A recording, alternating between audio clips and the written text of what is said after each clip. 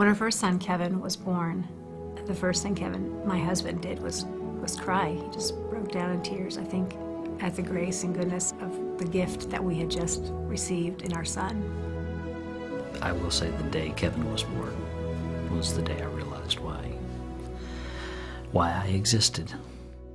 He was so helpful to me as a new mom, and with our newborn, he wasn't afraid to just dive right in and be loving and caring and rock and sing and walk and feed. He always was a very involved, active father to our newborns, to our toddlers, now to our sons as they've grown up and into adulthood.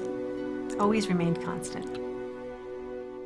I think if I had to describe my dad, I think he's, one of the most gracious people that I know. He's one of the most caring, one of the most loving. He really knows how to mentor and speak in a way that allows you to receive what he's saying and then really utilize it to the best of your ability.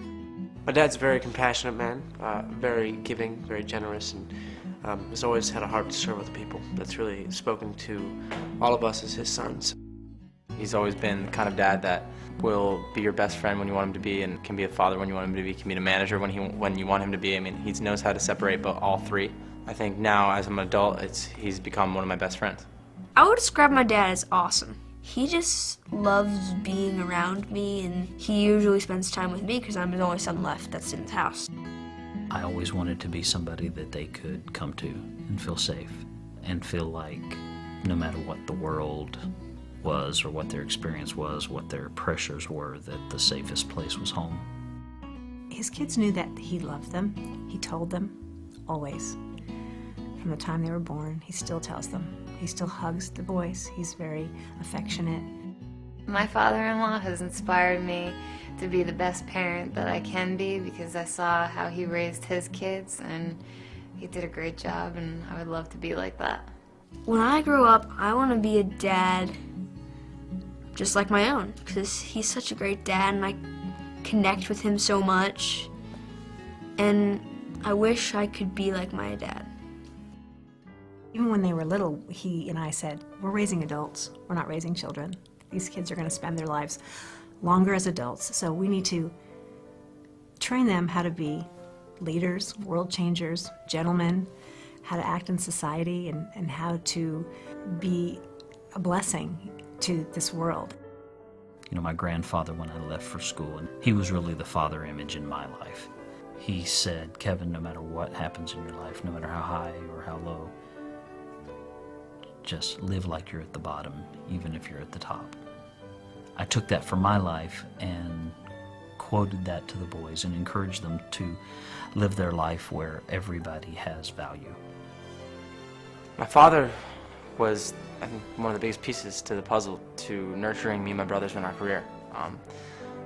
For Kevin, Nick, and I, we all really learned how to sing and play instruments from our father. He was raising us up in the house playing music, playing the piano, and my dad could really pick up an instrument and figure it out really in 5 seconds. I used to say, okay, now I've been in front of a lot of people, so you still have to listen to me because I have experience. And then they passed that number pretty quickly, and they reminded me of it. But they still listened. I was diagnosed with type 1 diabetes in November 2005. It was a shock to me. I'd had perfect medical history up until that point, and was really shaken by finding that out and having to deal with that. But luckily I had the support of my family and my friends to help me get through it and have peace in my spirit about it all. It was devastating because his musical career had just started, and he thought, why me? And then in the next breath, he said, why not me? And he decided, I am going to make a difference. We learned very quickly that the American Diabetes Association was a great partner to do that with. The ADA was instrumental in helping Nick early on. They were definitely a part of his education, the encouragement that came to him early on. Our main hope is that there'll be a cure, and that we'll see it not just in Nick's lifetime, but to benefit his life.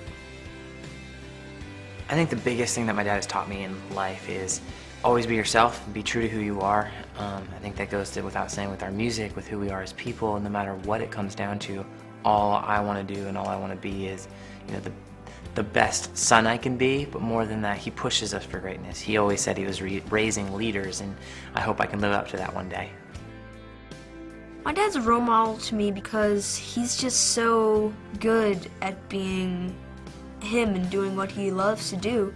It just makes me want to be a better me.